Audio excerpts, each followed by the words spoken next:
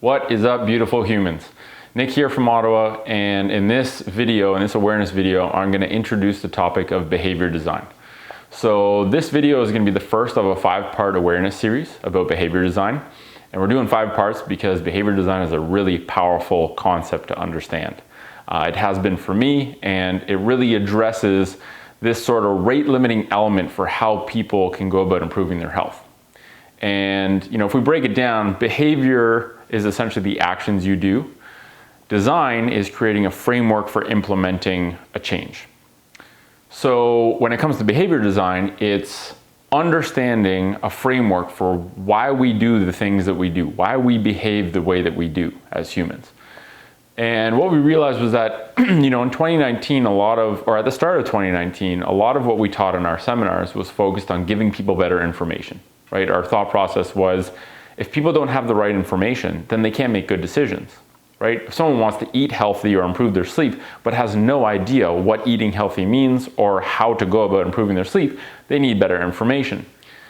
But what we realized as we got towards the end of the year was that the information was actually not the biggest thing that was missing from allowing people to create changes, right?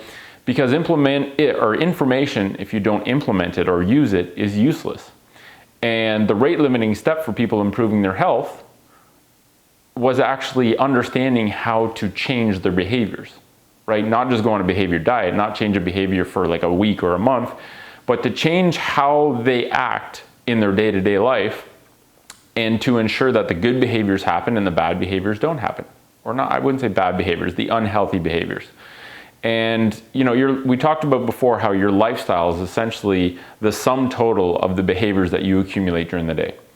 Most of those behaviors we do on autopilot, out of habit or routine. And a lot of people find changing their behaviors very difficult, but it's not because change in and of itself is difficult, but if you don't understand or use a system to implement changes, if you don't understand how to create the conditions that allow you to change without a huge amount of willpower or effort, then it makes it really hard. And so behavior design really is just this framework, this systematic approach for changing your behaviors. And so, using this understanding and these, which is a combination of models, which we're going to talk about in the second video, and methods, which we're going to talk about in videos 4 and 5, it gives you an understanding of how you can make changes in your own life, right? The goal with this series is not to tell you what changes to make, it's to teach you the framework and the models of how we can go about, because the science is there. All these videos are based on the work of Fogg, who's been researching behavior science for about 20 years. And if you want to dive deep on this stuff in and of yourself, buy a book called Tiny Habits. It is an extremely powerful book if you're interested and motivated to learn about this. And, as a health professional, I was trained as a physio. We were trained on what to tell people to do, but we weren't trained to help people understand how to change their behavior. And that's really what any health professional is a behavior change coach.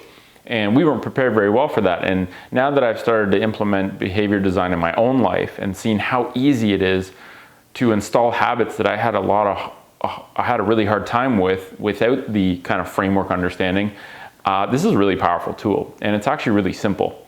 So we're going to cover behavior design in these 5 videos. And the goal is to allow you to become a behavior change ninja, so that doing any behavior you want to do or stopping any behavior that you want to stop doing becomes really simple and really easy if you have the tools.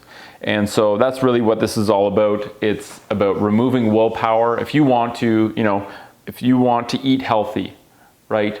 There's behaviors around the aspiration of eating healthy that you can start to dial in.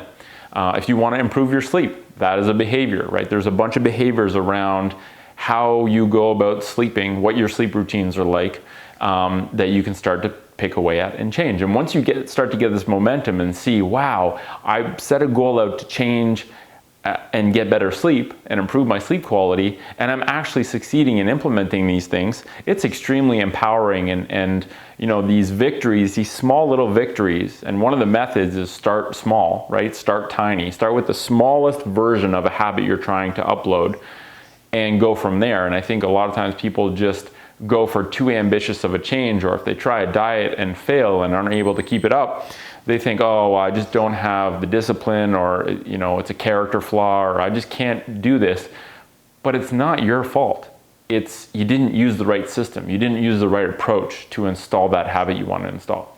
So hopefully that gives you kind of an introduction to behavior design. It's a framework used to understand how humans change their behavior, and it's extremely powerful if you are motivated to understand it. It's very simple. And so hopefully in these next 4 videos, we can kind of simplify some of the main parts, the models, and the methods, so that you have a better understanding of how to change your behaviors and how to change your lifestyle. And really, that allows you to change your life and your health. And so anyway, thanks for listening. We'll catch you in the next video.